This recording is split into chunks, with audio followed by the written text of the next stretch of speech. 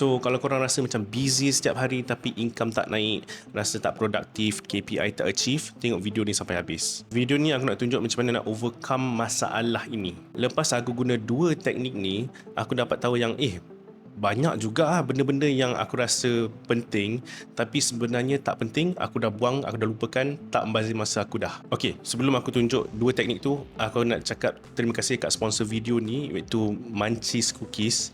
So kalau korang nak mencari cookies untuk raya nanti, boleh contact mereka ini, boleh DM dorang untuk order. Cookies dia sedap, aku suka, aku memang makan. Memang selalunya tak lama akan habis cookies tu. Dan juga link untuk message dorang ada dekat description. Okay, first kali bila korang rasa yang aku ni busy yang amat sangat, first kali apa yang korang kena buat is list down semua task yang korang kena buat. Semua list down, tulis je, tak kisah apa yang keluar kat otak kau, tulis. Itu kira brain dumping it all out. So kat situ bagi aku kita dapat release kita punya mental capacity by 50%. Sebab sebelum kita nak melakukan sesuatu benda, kita akan rasa macam banyak benda, banyak yang kerja aku nak buat hari ni. Dan kedua, kita kena hafal. Aku dah kena hafal apa benda aku nak buat hari ni. Jadi kalau kita tulis dekat kertas ke, kat iPad ke, kat notes ke, 50% of the mental capacity kita dah release. Kita boleh fokus kepada 10 task untuk hari ini. Contoh 10 task sahaja. Betul tak? Siapa yang pernah buat macam tu, korang auto rasa lega tak? So kalau betul, aku nak tahu. Kalau tak pun aku nak tahu juga. Just komen dekat bawah ni, aku nak baca. Okay, so jom kita list down task of the day. Nombor 1, ni apa aku kena buat hari ni, record video. Research. So first aku dah list down semua task of the day. Okay. Lepas tu apa korang kena buat adalah korang kena buat 4 kuadran tau. 4 kuadran. Lepas tu korang kena decide. Okay, ni adalah kuadran pertama adalah penting dan urgent. Tak penting, tak urgent. Penting, tak urgent. Dan last sekali, penting, tak urgent. So task yang kita dah list down tadi, kita just letak je dalam 4 kuadran ni. So nombor 1, penting dan urgent, bagi aku adalah record video. Nombor 2, research next video. Adakah itu penting? Ya, penting tapi tak urgent. So nombor 2 adalah research. Tak penting, tak urgent. Tak penting, tak urgent. Oh, okay. Tapi urgent.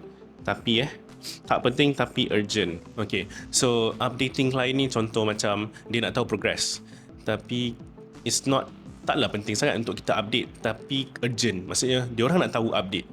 Jadi kalau boleh kita update lah diorang. That's why kita letak kat sini. Nombor 5 adalah pick up kids. Okay, tak penting tapi urgent. Aku letak pick up kids. Sebenarnya penting lah nak ambil kids, tapi kita letak di kategori ni sebab nanti korang tengok kenapa. Dan nombor 8 ni, beli mic extension DJI. So kalau korang tengok kat sini, penting dan urgent kena buat sekarang dan kita kena buat sendiri. Benda ni penting dan memerlukan orang yang expert, iaitu kita je untuk buat. Kita tak boleh delegate kat orang lain. Nombor 2 adalah tak penting tapi urgent. Tak penting tapi urgent. Maksudnya kita kena contact and update klien. Bagi aku, okay, tak penting untuk contact diorang and update diorang, tapi urgent. Urgent maksudnya diorang nak selalu updates.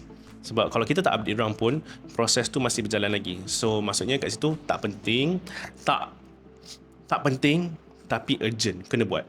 So kalau kat sini kita delegate kerja-kerja contact klien ni. Kalau korang boleh delegate ke staff ke, admin ke, buat, bagi kat diorang untuk buat kalau boleh.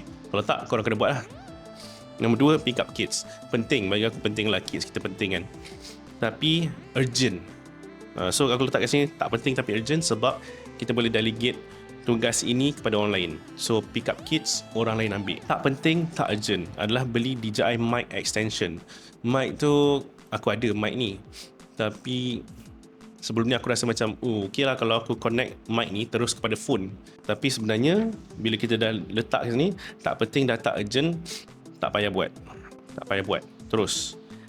Dan last sekali adalah penting tapi tak urgent. Okey, penting tapi tak urgent, kita do later. Buat kemudian lah.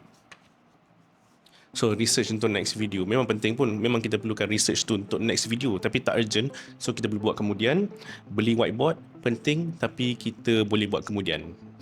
Okay, actually beli whiteboard ni kalau letak tak penting, tak urgent pun tak apa, tapi tak apa, kita bias tu.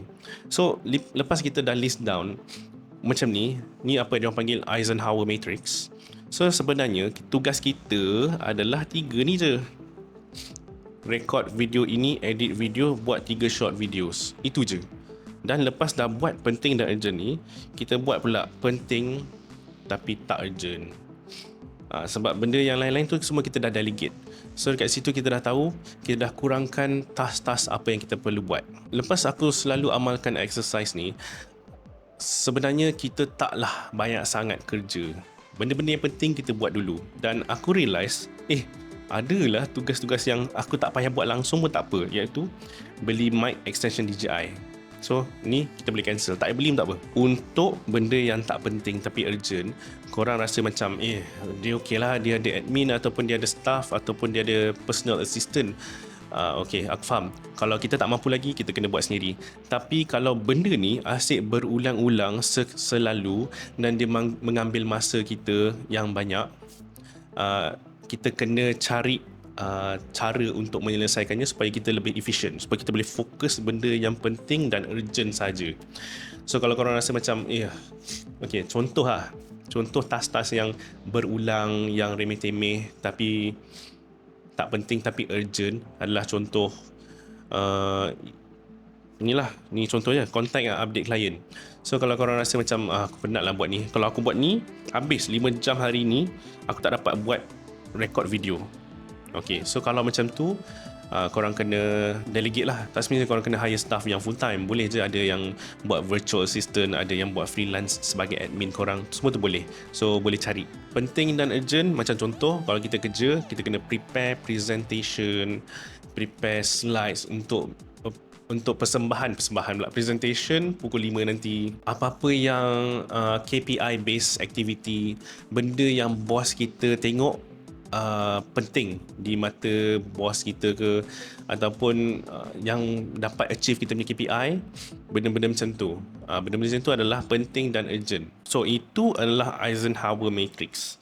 Lepas ni aku nak tunjuk benda lain pula, which is time blocking melalui color coded. Okay, untuk teknik kedua ni aku nak tunjuk korang time blocking ikut color coding, ikut importance. So ni yang aku belajar dulu dekat company lama masa aku gila-gila buat sales. So korang pergi kat Safari, lepas tu search je Google Calendar.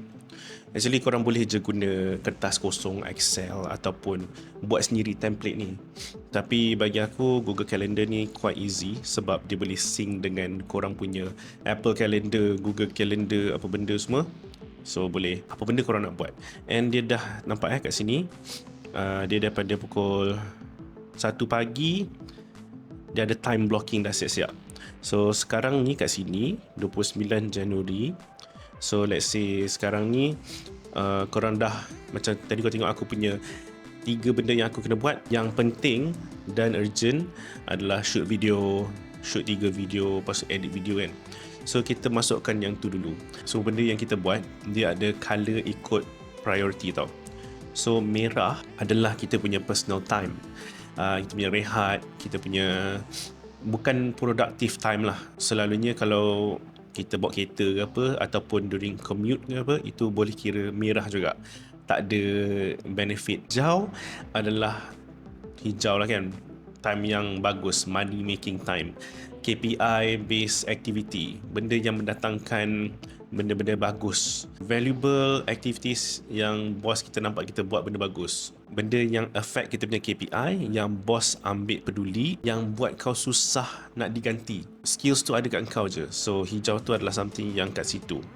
Okay, next adalah biru. Biru adalah benda yang rutin macam admin work, reply email, paperwork, kerja SOP, benda-benda yang kita ulang selalu, benda-benda yang berulang. Kuning adalah macam kita attend meeting, pergi kelas, kita baca buku, dan color orange adalah untuk future growth. Dia tak necessarily directly bagi kita naikkan KPI kita, tapi dia bagus untuk masa depan. Macam recruit staff baru, train staff baru. Kalau korang kerja 9 to 5, mungkin 9 to 6 lah. Kalau korang kerja 9 to 6, mungkin ia adalah korang propose new idea to the company, yang korang take initiative. Pergi kat Google Calendar ni, kita letak dulu benda-benda yang kita memang tak boleh nak lari, memang kita kena buat.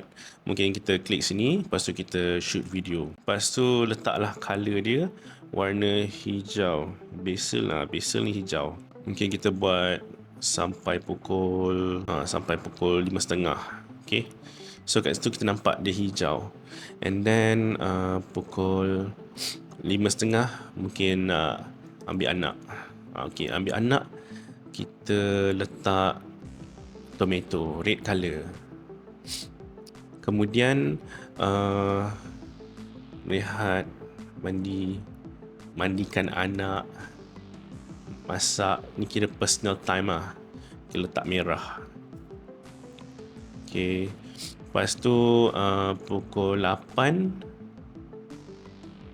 mungkin kita tulis, kita pergi baca buku ke, kita pergi training lah. Kita pergi training dekat driving range. Okay, so kuning macam ni. So korang tulis dulu planning korang nak buat macam mana, dan bila masanya sampai, contoh dah masa sampai pukul 3.30, dan kau dah tahu dah, okay, aku dah shoot video sampai pukul 5.30, lepas tu aku nak ambil anak. Awal-awal minggu tu korang dah tengok dah, okay, aku punya kalender ni banyak hijau. Okay, so kalau korang nampak macam hijau dan orange tu, kira bagus lah, kau punya planning dah bagus. Tapi kalau kau tengok kau punya planning tu banyak biru, which is admin work, benda-benda yang remeh-temeh yang korang selalu buat, yang tak mendatangkan hasil. Dia penting, tapi dia tak mendatangkan positive growth ke, tak achieve KPI ke apa kan. So korang akan rasa busy kalau kau banyak biru je, kau punya kalender biru je. Ataupun lagi teruk lagi adalah banyak merah je, banyak merah. Itu kira macam kita tak bekerja lah. Itu kita akan tahu sendiri kalau kita tengok macam kita banyak berehat je. Okay, lagi satu tips bila buat ni adalah, sebelum ni yang aku buat kesilapan adalah, antara shoot video dengan ambil anak ni, aku tak ada biarkan gap. Macam dia kena ada at least 20 minit gap lah. Sebab contohlah taekwondo punya kelas pukul 2, lepas tu pukul 3 ada golf punya kelas dekat tempat lain. So korang kena kira sekali masa untuk pergi daripada satu tempat ke tempat yang lain. Itu yang penting lah. Kalau hijau tak banyak dalam korang punya kalender, maksudnya korang punya career, korang punya business akan static. Identify task-task mana yang korang kena buat, urgent dan sekarang, dan list down dekat dalam harian kerja harian kau dulu. Letak tu sebagai warna hijau dan perbanyakkannya. Make sure ada lah setiap hari. Jangan, tak boleh lah daripada pukul 9 sampai pukul 5 hijau je kan. Korang mesti kena ada masa untuk lunch juga. Okay, so aku rasa quite clear. So ni adalah dua teknik yang aku guna, yang aku rasa membantu kalau kita macam stres banyak sangat kerja. Kita kena identify mana satu benda kerja patut kita buat dan prioritisekan, dan tengok kita punya kerja ni betul ke, produktif ke kita punya kerja ni. So aku harap korang pun boleh guna juga, dan harap membantu juga. Masalahnya ramai orang dia bukan tak rajin. Kalau kau tengok semua orang rajin, dia pergi kerja tepat pada masanya, dia berusaha bertungkus lumus, tapi benda yang kita buat tu betul ke tak, membawa kepada KPI kita ke tak, valuable ke tak, aktiviti kita produktif ke tak. So kita kena fokus on benda tu. So kalau korang suka video ni, boleh tolong like dan subscribe lah.